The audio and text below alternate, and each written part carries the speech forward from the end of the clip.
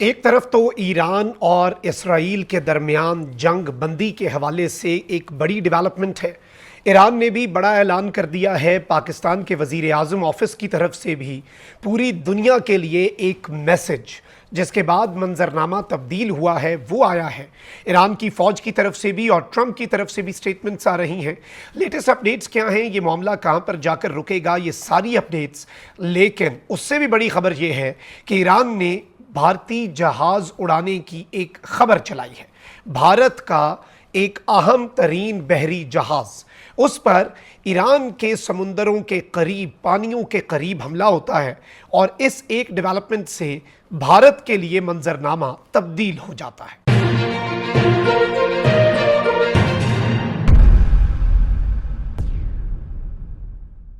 بسم اللہ الرحمن الرحیم، السلام علیکم، میں ہوں مخدوم شہاب الدین۔ 8 جون 2026 پیر رات کا وقت، کچھ اہم ترین اپڈیٹس ہیں، جلدی جلدی آپ کے سامنے رکھتے ہیں، بلکہ گزشتہ چند گھنٹوں کی 7 سے 8 بڑی خبریں، 7 سے 8 بڑی ڈیولپمنٹس کو ڈسکس کر لیتے ہیں۔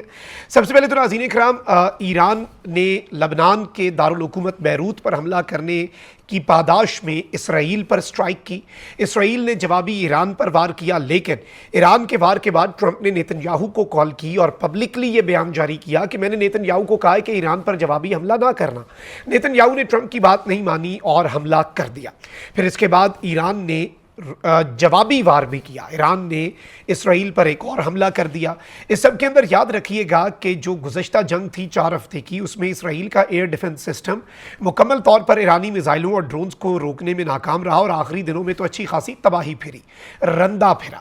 اب ایک طرف تو ٹرمپ اور نیتن یاہو کے اختلافات پر بات ہو رہی ہے، اس سے پہلے بھی لبنان میں جنگ بندی کے حوالے سے نیتن یاہو کو ٹرمپ نے فون پر اچھی خاصی سنائی، یہاں تک کہ کچھ بلو دا بیلٹ باتیں بھی ہوئیں جن کی ٹرمپ نے بھی تصدیق کر دی بعد میں ان ون وے اور اندر۔ اور اس سب میں یوں لگ رہا ہے کہ نیتن یاہو اور امریکی تجزیہ کاروں نے اب یہ تجزیہ دینا شروع کر دیا کہ ڈونلڈ ٹرمپ اتنا بھی بچہ نہیں ہے کہ اسے سمجھ نہ آئے کہ نیتن یاہو اپنا الیکشن سیکیور کر رہا ہے اسرائیل میں، لیکن at the cost of Donald Trump کی پالیٹکس، ڈونلڈ ٹرمپ کی سیاسی جماعت کا بھرکس نکل جانا ہے نومبر کے انتخابات میں، اور نیتن یاہو نے جنگ کی آڑ میں وزیر اعظم اپنا آفس برقرار رکھنا ہے۔ تو اب ٹرمپ اور نیتن یاہو کے معاملات بھی خراب ہوتے جا رہے ہیں، اسی لیے ٹرمپ نے پبلکلی یہ سٹیٹمنٹ دی کہ ایران اور اسرائیل میں دونوں کو کہتا ہوں کہ یہ جنگ روک دو۔ یہ ایران کے لیے بہت بڑی فتح تھی۔ اس سے پہلے اسرائیل پر ایران کے حملوں کا جواب امریکہ دیتا تھا، اس دفعہ امریکہ سائیڈ پہ ہو گیا اور کہہ رہا ہے بھئی آپ دونوں حملے روکیں، آپ دونوں سیز فائر کریں، یعنی امریکہ اسرائیل کے ساتھ کھڑا نہیں ہو رہا، امریکہ اسرائیل کا دفاع نہیں کر رہا، اور اسرائیل کے لیے تو یہی ایک بڑا دھچکا ہے۔ اب اس سب کے اندر خبر یہ بھی آ رہی ہے اسرائیل ہیوم کی، جو کہ اسرائیل کا اخبار ہے، کہ اسرائیل اور امریکہ دونوں نے اب ایران کو یہ میسج دیا ہے، اسرائیل اور امریکہ دونوں نے، کیونکہ دیکھیں ایران رکا نہیں، اسرائیل کو لگا ہم جواب دیں گے ایران چپ کر جائے گا، ایران نے ایک اور جواب دیا، تو اب اسرائیل کی باری تھی، لیکن اسرائیل پھر جا کر رکا۔ اسرائیل کو ٹرمپ کی بات ماننی تو نہیں اس نے، لیکن الٹیمیٹلی ان ون وے اور اندر ماننی پڑ گئی۔ اب اسرائیل کا اپنا اخبار یہ کہہ رہا ہے کہ امریکہ اور اسرائیل دونوں نے ایران کو پیغام دیا ہے کہ ہم مزید کوئی حملہ نہیں کریں گے، اسرائیل آپ پر سٹرائک نہیں کرے گا اگر آپ نے اب اس کے بعد حملہ نہ کیا۔ تو اس وقت سکور کارڈ کے اوپر اسرائیل بیروت پہ حملہ کرتا ہے، ایران اس کی سزا اسرائیل کو دیتا ہے، اسرائیل ایران پر حملہ کرتا ہے، ایران پھر دوبارہ اسرائیل پر حملہ کرتا ہے، لیکن اسرائیل نے جواب نہیں دیا اور اب ایران کو ایک پیغام بھیجا ہے۔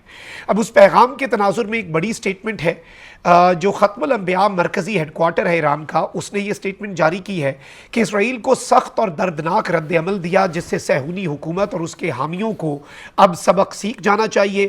ایران نے اسرائیل پر حملے روکنے کا اعلان کر دیا کہ ٹھیک ہے جی ہم نے آخری حملہ کر دیا ہے، اب انہیں سبق مل جانا چاہیے، اور اس کے ساتھ وارننگ بھی ہے کہ دوبارہ سے یہی ایڈونچرزم کیا۔ البتہ اب لبنان والا معاملہ پیچیدہ ہے، ایران نے ایک اور نیا نارمل سیٹ کر دیا ہے کہ لبنان پر حملے کا جواب جو ایران ہے وہ دے سکتا ہے۔ لبنان پر حملے کا جواب جو ہے وہ ایران اسرائیل پر حملے کی صورت میں دے سکتا ہے۔ یہ کوئی چھوٹی موٹی جو ہے وہ ڈیولپمنٹ نہیں ہے، تو اس چیز کو اگر ہم سمجھیں تو یہ بھی اسے ایک بہت اہمیت کی نگاہ سے دیکھا جا رہا ہے، اور ایران یہ بھی اسٹیبلش کرنے میں ان اے وے کامیاب ہو گیا۔ اب آتے ہیں اصل چیز کے اوپر ناظرین کرام۔ پاکستان کے جو وزیر اعظم ہیں شہباز شریف، انہوں نے ایک سٹیٹمنٹ جاری کی، اور اس وقت چونکہ we are the only mediators, تو یہ سٹیٹمنٹ بہت اہم ہو چکی ہے۔ वज़ीर आज़म की, क्योंकि पूरी दुनिया की नज़र इस पर ही थी कि पाकिस्तान अब क्या बात ख़त्म करवाता है दोनों के दरमियान।